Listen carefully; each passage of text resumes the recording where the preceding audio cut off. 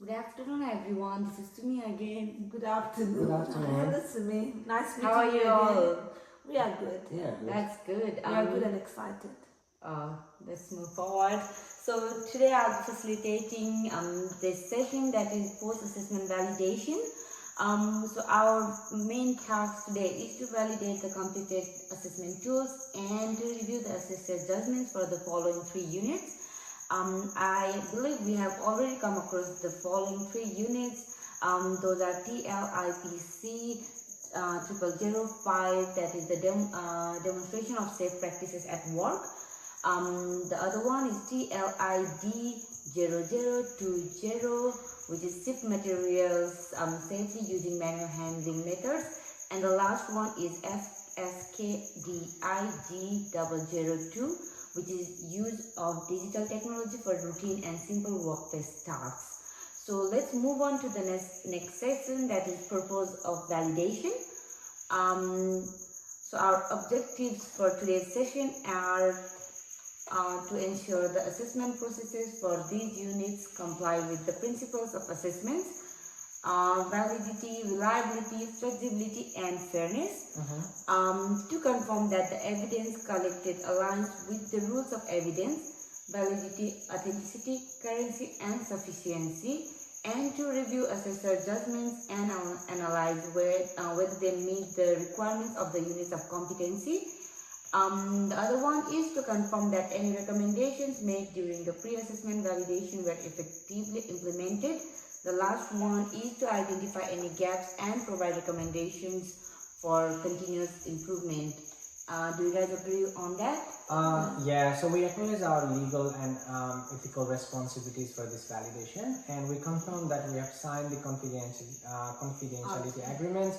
We also declare that there are no conflicts of interest. What do you say, Deepa? No, you already take my word. Yeah, I was about to say that, we also declare that there are no conflict of interest. So anyways, yeah. Perfect. So, yeah, he has already mentioned. That's excellent. So I'll be guiding us through today's session, ensuring that we adhere to AWT's validation policy and procedure, and that all necessary documents are reviewed effectively. So Vivek, I think Sumi is chairing up the, Yeah. this validation session post, Yeah. assessment. So are you happy with that? Yeah, one? I'm happy with that. She was our leader in the previous one as well. So yeah. So So are you all ready, guys? Yeah. So let's move on to the step 1. That's confirming required documentation and setting the session flow. So before we begin, let's confirm that we have access to the required documentation for each unit. These includes for TLIPC 005, that is demonstrating safe practices at work. So we have got few points in it that includes unit outlines, mapping metrics, marking guide and benchmark answers, and the last one will be validation policy and procedures. So let's move on to unit outline. I think that's for the shift material. Safely using manual handling methods. So that is for like TLID 0020, and well, the procedures are same for FSKDIG 002 as well, which is use of digital technology for routine and simple workplace tasks. And so it has the same, I think, unit outline, mapping matrix, and marking guide and benchmark answers. So we have reviewed all the documents, and the documents are here for your reference. So I'm just going to distribute it. Sure. So it's here. Thank you. Okay, so these are the documents that we relied on, so that we reviewed, and they are available for today's session. Yeah, sure. Perfect. All right, thank you, Vivek. Yeah, thanks for this. Well, the structure for today's session will be as follows. So let's move on to step 1, that is review of completed assessment tools. The step 2 will include analysis of assessor judgments, followed by evaluation of adjustments and contextualization, along with compliance with AWT's policy and procedures. And the last one, that's the step 5, will be recording outcomes and making recommendations for improvement. So let's move on to step 2, that was reviewing completed assessment tools for each unit. We will look at each unit separately and discuss the validity, reliability, flexibility, and fairness of the assessment processes. Are you guys with me? Yes. So for TLIPC 000, we reviewed the short answer questions which tests theoretical knowledge of workplace safety. Yeah. And the practical assessment where candidates performed a risk assessment and hazard identification. The last one that we recommended was the marking guide, which ensures the assessor's judgments align with the unit requirements.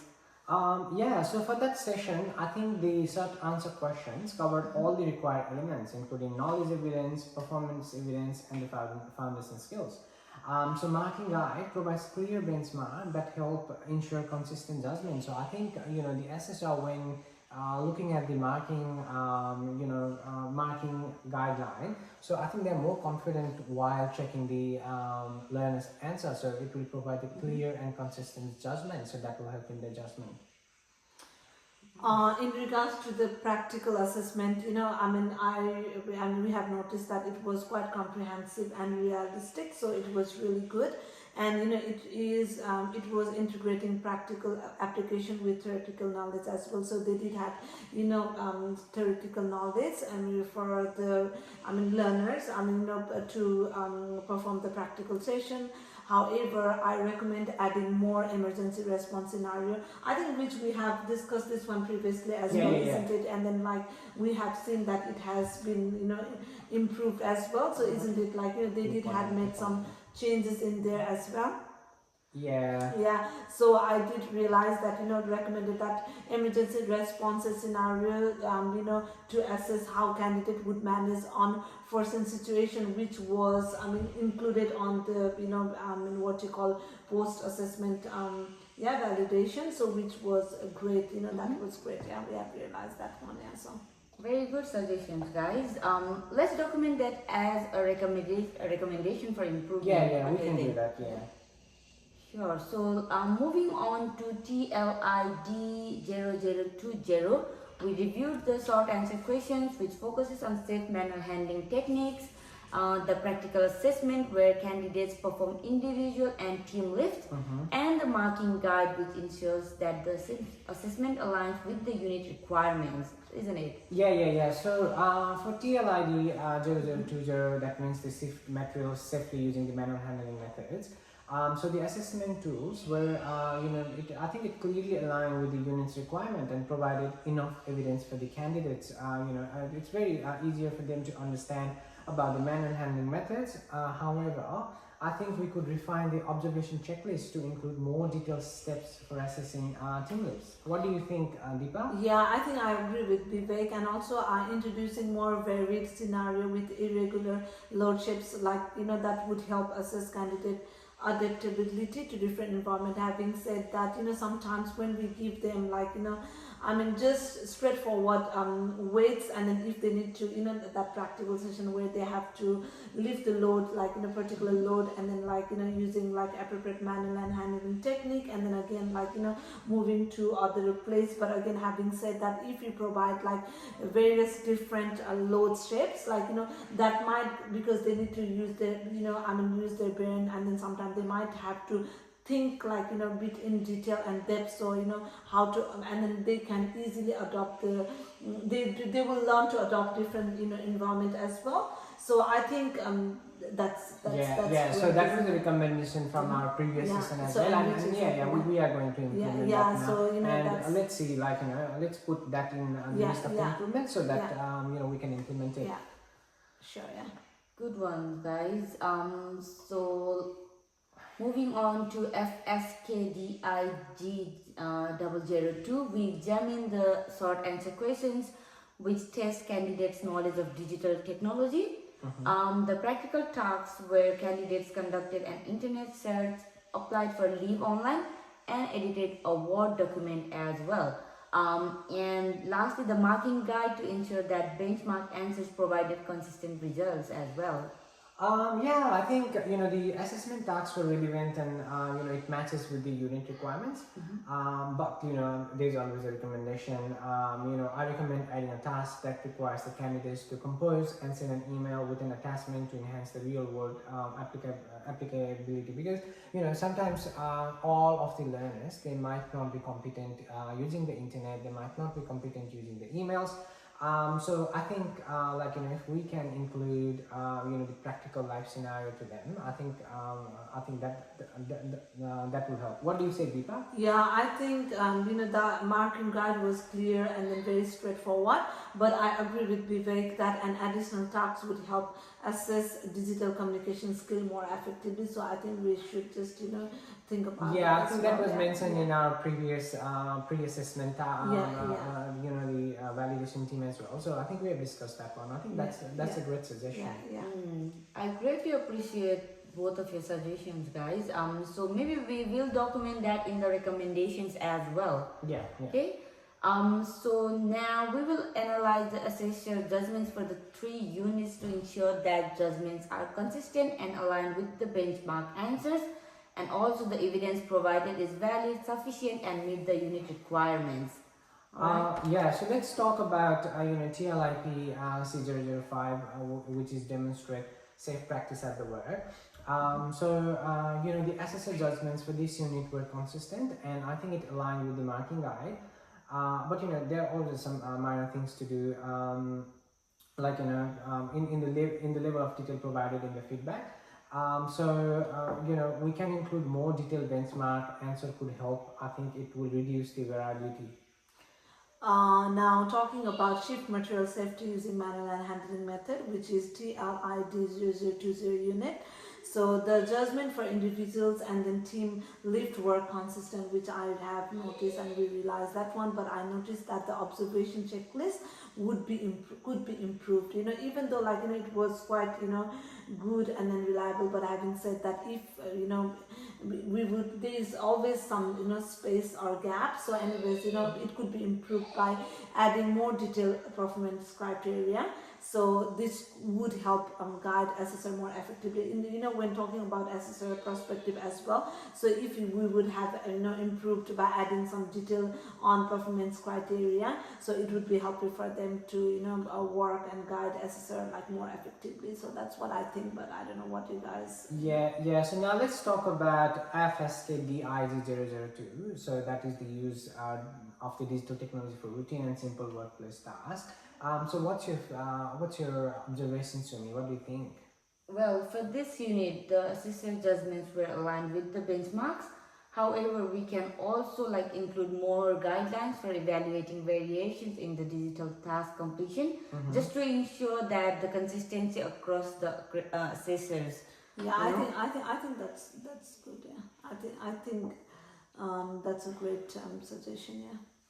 And additionally, we also need to confirm that any reasonable adjustments and contextualizations applied during this assessment process maintain the integrity of the assessment. So we just need to be careful on that end as well. Yeah. So I think all these adjustments, including allowing verbal response for LMND learners and modifying practical scenarios, were appropriate and ensure that the assessment maintained their integrity.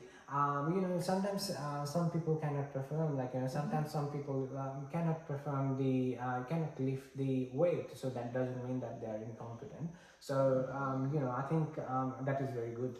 Yeah, when I was going through the assessment, that checklist there, and then I realized that there was for LLND learner, so there was facility additional extra facility you guys have on that one. It was implemented, was really great, saying that offering them extra support again, those who are disabled, and then they were not able to, and then they have limited mobility, for them as well, providing extra support, and then so they were able to give them instruction, and other person would be doing the practical session on behalf of them, and then that is a great, I think that's a great idea, and then well done on that one. That's